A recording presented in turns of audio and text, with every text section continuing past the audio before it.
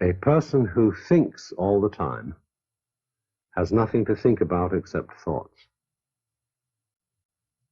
So he loses touch with reality and lives in a world of illusions. By thoughts, I mean specifically chatter in the skull, perpetual and compulsive repetition of words, of reckoning and calculating. I'm not saying that thinking is bad. Like everything else, it's useful in moderation. A good servant, but a bad master. And all so-called civilized peoples have increasingly become crazy and self-destructive because through excessive thinking they have lost touch with reality. That's to say, we confuse signs, words, numbers, symbols, and ideas with the real world. Most of us would have rather money than tangible wealth, and a great occasion is somehow spoiled for us unless photographed. And to read about it the next day in the newspaper is oddly more fun for us than the original event. This is a disaster. For as a result of confusing the real world of nature with mere signs, such as bank balances and contracts, we are destroying nature. We are so tied up in our minds that we've lost our senses. Time to wake up. What is reality? Obviously, no one can say, because it isn't words. It isn't material, that's just an idea. It isn't spiritual. That's also an idea, a symbol. Reality is this.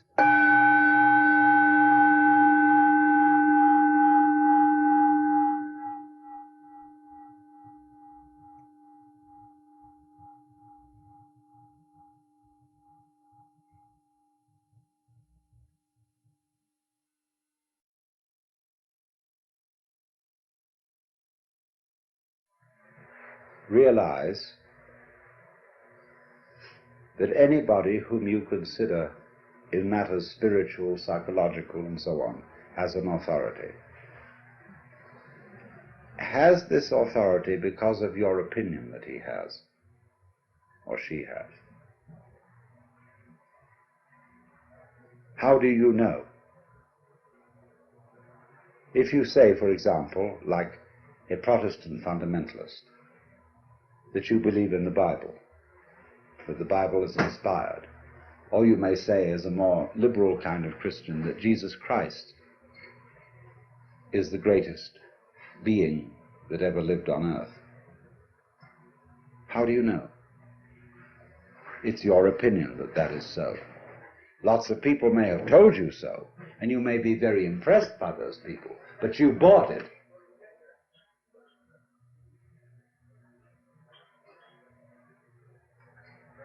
And so, therefore, if you say, well, I would like to become like that, that's an expression of the way you are. You couldn't feel, I would like to become like that, like the authority, like the Christ, except as an expression of the way you are now. And the way you are now is the quaking mess. And therefore, your emulation, your desire, your idealism to become like Christ is merely one of the appetites of your quaking mess. It's an expression of you as you are. And don't fool yourselves. I'm not trying to put you down by talking about the quaking mess. The quaking mess may be, in fact, something very, very natural. The way we are, the state of affairs, and we shouldn't be ashamed of it. I'm not ashamed of it. I've told you of it frankly.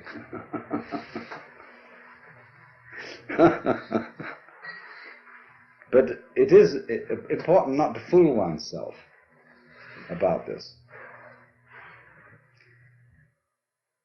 But there doesn't there, seem to remain a problem about existence, about being alive.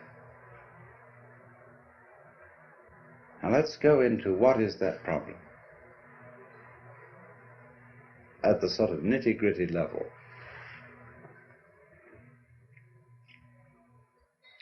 Very basic in our thinking is that we, as it say, one must live. We need to survive, to go on. We need, therefore, money for food, for this, that, and the other. We must go on. And we know that we're not going to get away with it for very long. That after a certain number of years we're going to die. The thing is going to end. The thing that we call I is going to be as it is in sleep. Deep sleep with no dreams. But that between now and that happening, there may be the most ghastly pains. Not only perhaps the pains of physical disease, or being wounded or hurt, but the pains of worrying about our failure of responsibility to people who depend on us. And we suffer other people's suffering simply because we're sensitive and have imagination and participate in their sufferings, and our adrenaline and our chemicals respond simply by imagination to the sufferings of other people. And what about that?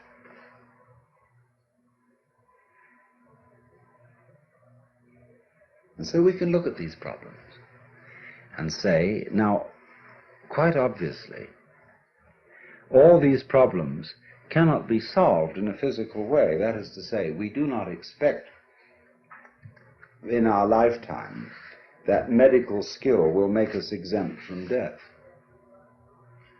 We do not seriously expect that human beings will all learn to be nice to each other and will refrain from war and horrors of that kind, racial prejudice and so on. We don't seriously expect to find a method of being protected by taking some sort of drug against all possible disease and pain. So therefore we say, now maybe there's another way around. Maybe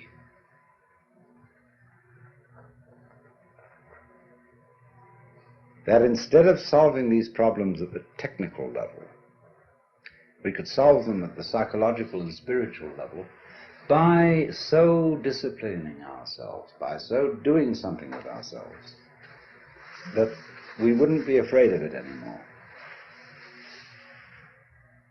And so, in accord with that motivation, we seek out spiritual teachers, psychological teachers, this, that, and the other. Could we somehow be made over so that we don't worry about the quaking mass by a spiritual discipline or whatever?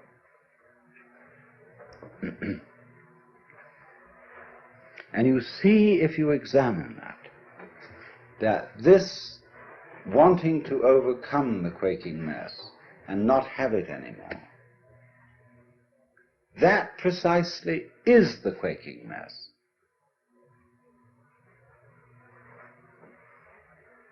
The thing that we object to about ourselves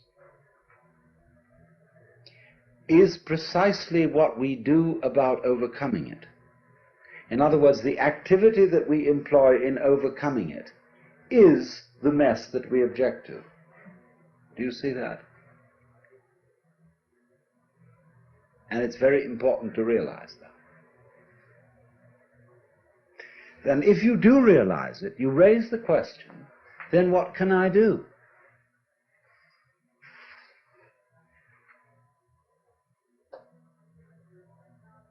What can I do to transform the quaking mass into the state of mind of the true mystic?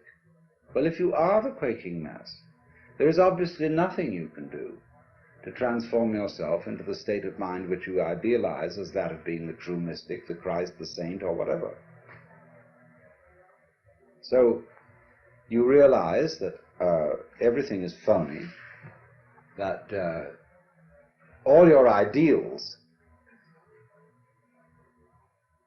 are simply manifestations of the quaking mess, trying to get away from himself. And that you are put in the position of, it is absolutely necessary for me to be different from the way I am, but there's absolutely nothing I can do about it, because being the way I am, I cannot be different from that. Let's say this, but we can put it in different ways. I know that I ought not to be selfish, and I would very much like to be an unselfish person, but the reason why I want to be an unselfish person is that I am very selfish and would far more love myself and respect myself if I were unselfish. You see? I know that I ought to love God, and whatever. And why do you want to love God? Well, because God is the biggest boss, and it's best to be on the side of the big battalions. That's really why I want to do it. In other words, because I'm looking for the safety of my own spiritual skin. So I think I ought to love God. All sophisticated saints have known this. St. Paul understood it, St. Augustine understood it, Martin Luther understood it. They didn't know what the hell to do about it. But there was nothing to do about it.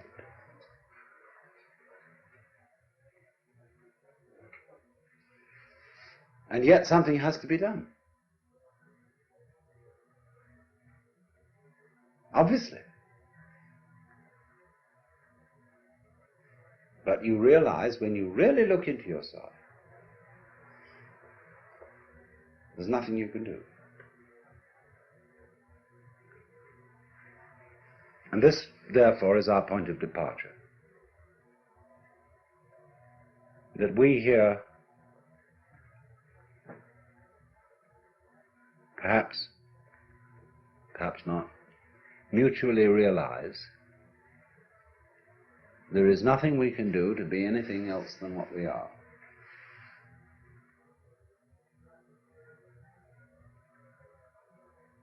To feel any other way than what we feel at this moment. And to be then this quaking mess which has the capacity for the horrors about what life can do to us. However, this isn't as much of a blind alley, a cul-de-sac, as it sounds. Because if you discover a blind alley, it tells you something. Watch the flow of water when it crosses over an area of land, and you will see that it puts out fingers, and some of them stop because they come into blind alleys. And the water doesn't pursue that course. It simply rises, and then it finds a way it can go. But it never uses any effort. It only uses weight, gravity. It takes the line of least resistance and eventually finds a course. Now we will do the same thing. Only we're ashamed of it. But we're going to do it anyhow. We think that when we come to a dead end, a blind alley, oh, I failed. Supposing the water, at each place where a finger of water stretches out over dry ground and doesn't go any further because the land is too high, the water were to say to itself, I failed. We would say it was neurotic water.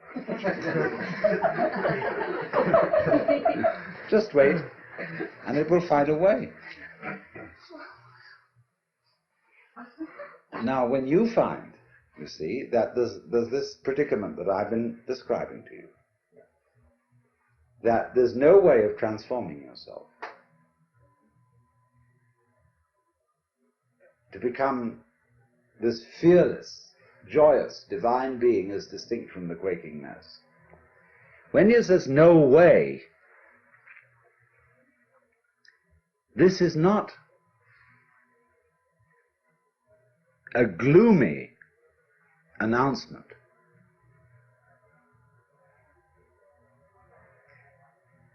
It is a very, very important communication. It's telling you something. Because like the land is telling the water, this isn't the way to go. There's another way. Try over here. So in the same way, life is telling you that's not the way to go. It's telling you, the message underlying this is you cannot transform yourself. Is giving you the message that the you that you imagine to be capable of transforming yourself doesn't exist.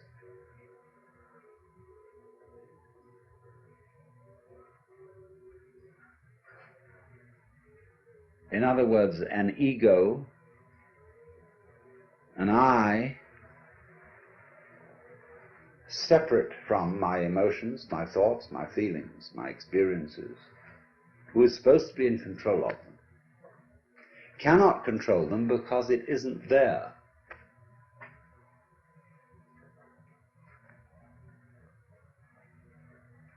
And as soon as you understand that, things will be vastly improved.